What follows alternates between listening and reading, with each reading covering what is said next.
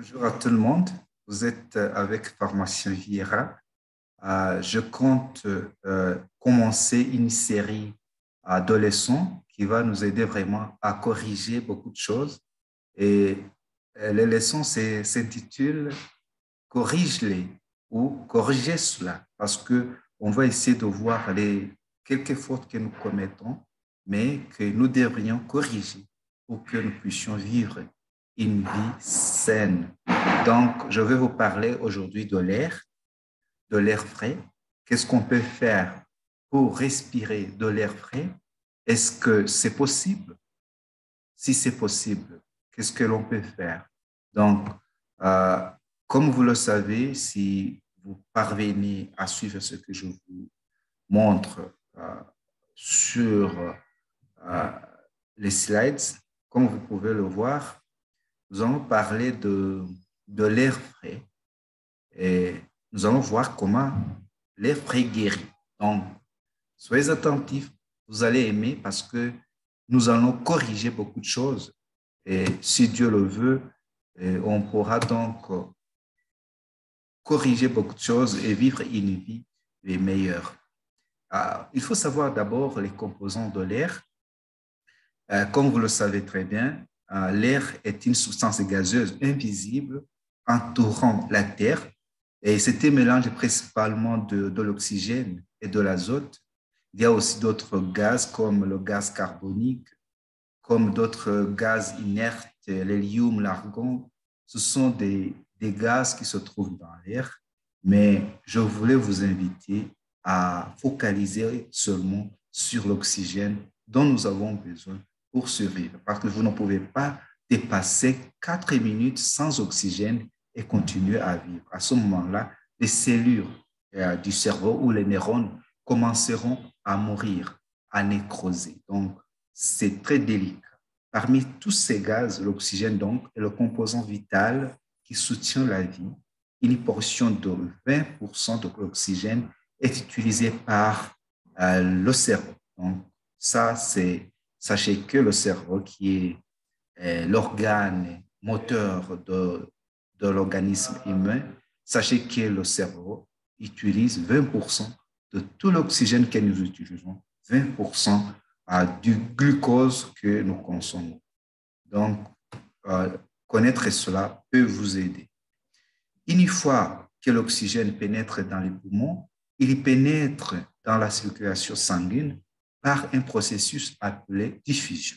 Donc, dans les alvéoles, l'oxygène passe par les parois alvéolaires par diffusion. Donc, ça arrive dans le sang et ça purifie ce sang qui va être utilisé dans tout le corps. Donc, l'oxygène est aussi utilisé et aussi nécessaire pour la combustion, pour que les glucoses que nous consommons puissent produire de l'énergie.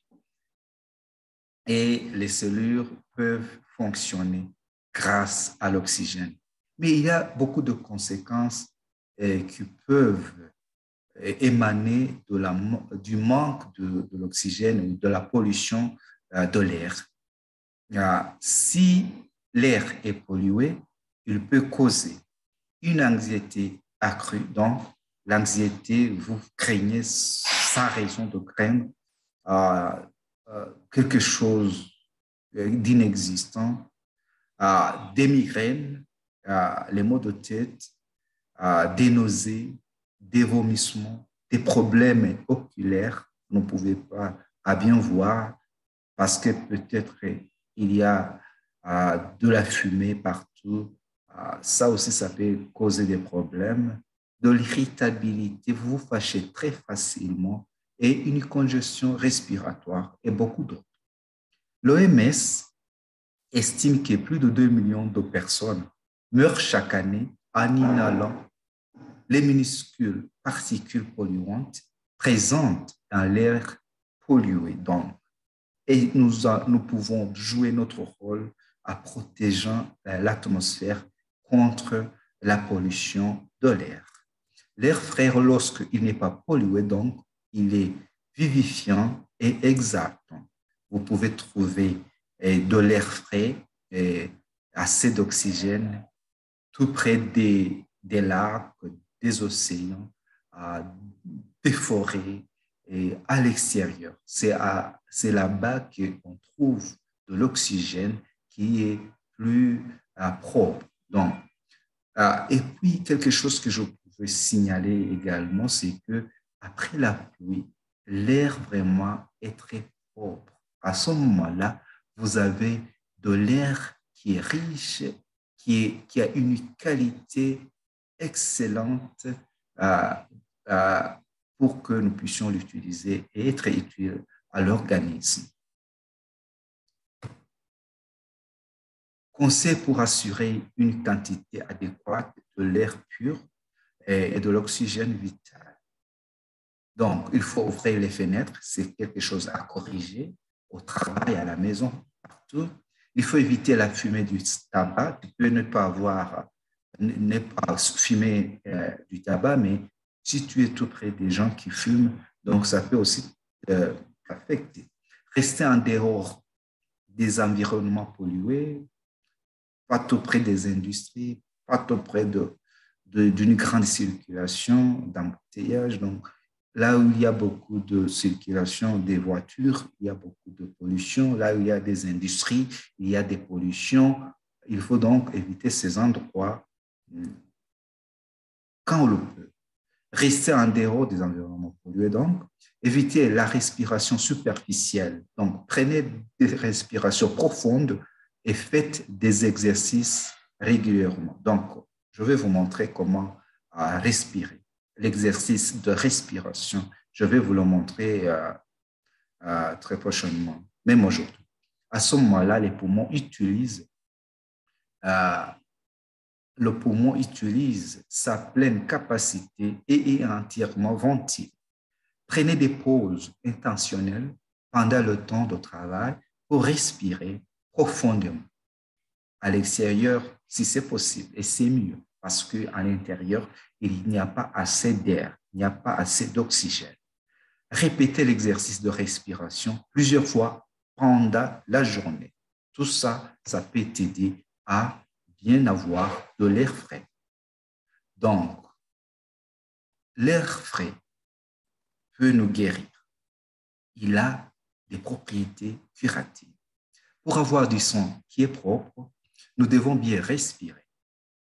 Inspiration pleine et profonde de l'air pur qui remplit les poumons d'oxygène, purifie le sang et nous voulons avoir du sang propre, pur. La respiration apaise les nerfs, elle stimule l'appétit et rend la digestion plus parfaite. Et il induit un sommeil sain et rafraîchissant. Ça, ce sont les propriétés de l'air frais, de l'air propre, de l'air pur. Saviez-vous que, mais avoir de l'air pur, c'est trop dire, mais disons l'air propre, qui a très peu de polluants. Saviez-vous que si quelqu'un a une pression artérielle élevée, il peut réguler la pression par une respiration appropriée? Est-ce que vous le saviez ça? Est-ce que vous le saviez? Non, peut-être, mais l'industrie le sait déjà bien et ils ont inventé une machine appelée Respirate en anglais pour réguler la respiration. Donc, ralentir la respiration et vous pouvez réduire votre tension artérielle par des techniques de respiration. Donc, cette machine qui a été fabriquée et en régulant la respiration est parvenue à contrôler la tension artérielle. Donc, comme je vous l'ai promis, je vous montre comment on doit respirer pour que les poumons soient remplis, pour que nous ayons assez d'oxygène. En passant, je voulais vous signaler que quand nous parlons, nous ingérons ou nous utilisons de l'air à un niveau de 500 cm3 d'air. Mais quand nous utilisons, la capacité de nos poumons arrive même à 4000 cm3. nous respirons 1/8 de la capacité de nos poumons. Donc, c'est vraiment très peu. Donc, je vais vous montrer comment on peut respirer pour qu'on gagne assez d'oxygène. Tu peux être debout ou assis, mais droit, et tu étires les bras au-dessus de ta tête. Donc, en aspirant de l'air, vous faites monter vos bras au-dessus de la tête. Et c'est à ce moment-là, vous respirez lentement, bouche fermée. Je répète, vous voyez ce que je fais.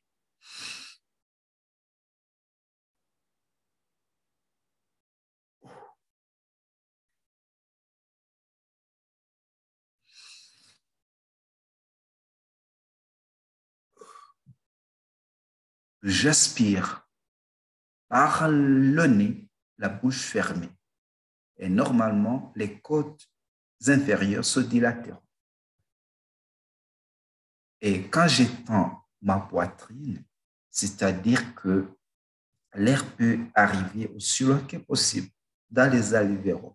Les alvéoles, ce sont des chambres, des petites chambres qui se trouvent dans nos poumons. Donc, c'est là que l'échange gazeux a lieu.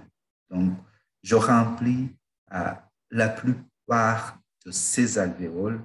Donc, je remplis mes poumons avec plus d'air possible. Et la bouche ouverte, vous allez expirer de l'air lentement.